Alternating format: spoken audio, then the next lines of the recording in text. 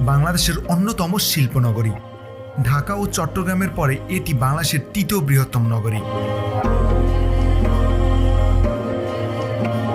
প্রচলিত মত অনুসারে খুলনা শহর থেকে 1.5 কিলোমিটার দূরে ভৈরব নদীর তীরে খুলনেশ্বর দেবীর মন্দির ছিল এবং এই দেবীর নাম অনুসারে এই অঞ্চলের নামকরণ করা হয়েছে খুলনা।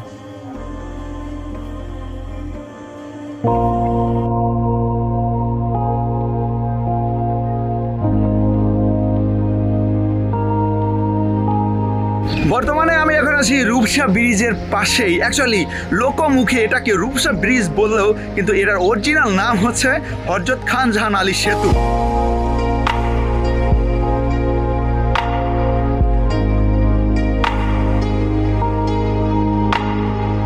রূপসা নদীর উপরে এই ব্রিজটি অবস্থিত।